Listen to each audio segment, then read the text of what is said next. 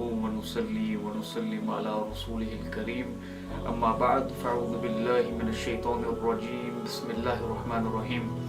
The question is, if somebody was to vomit during fast, will this invalidate the fast? Now I think if it's broken down into two sections, one's able to understand the answer, and that is if one was to vomit deliberately, and if one vomits sort of not deliberately, so accidentally if the vomit comes up, or for whatever reason, natural reasons.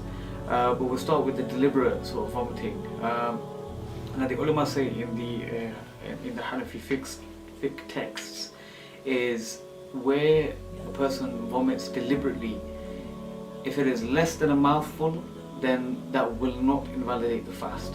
But whereas more than a mouthful, or equivalent to a mouthful, so equivalent to a mouthful or more than a mouthful, that would invalidate the fast. This is where somebody intentionally, irrespective of the reasons why somebody would do that, but the ulama, they look at the actual masla itself, and that is if somebody intentionally sort of causes themselves to vomit up to a mouthful, that would in fact invalidate the fast. They would need to make qada of that fast, but no sort of expiatory payment would be due from them, just the qada itself. Now, and the second issue is if somebody vomits sort of due to natural causes, involuntarily, so to speak. Now, where this happens, whether it is less than a mouthful or equivalent to a mouthful or even more than a mouthful, this would not break the fast, because it's a sort of unintentional act. It's happened due to natural reasons. Now, the only time in this situation where the fast would actually break would be where some vomit, came to the mouth or came to the point of the throat. Let's say it was a small particle, or there was a little bit of fluid which came and sort of got stuck at the top or the back of the sort of throat.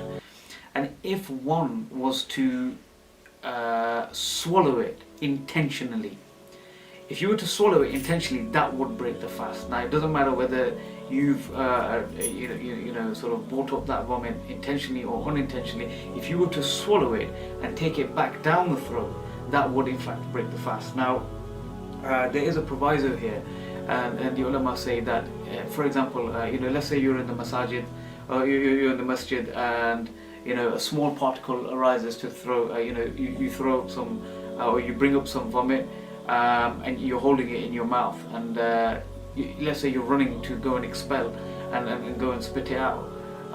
You're going towards the wuzu khana or the toilet or something along those lines, and involuntarily it goes back down. You try to hold it, but because it was so far back at the back of the throat, perhaps it went back down.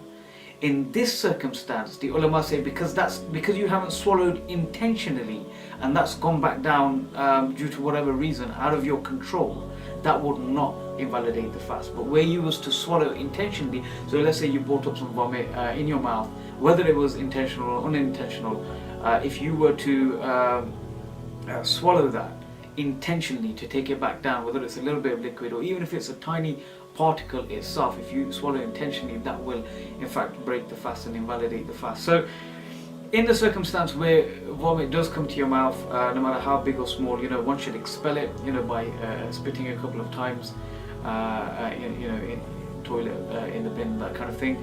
And then the ulama say, you should do kulli to refresh the mouth and cleanse the mouth. But again, with care, because you are fasting, and the last thing you want is some water to go down your throat, which again would invalidate the fast.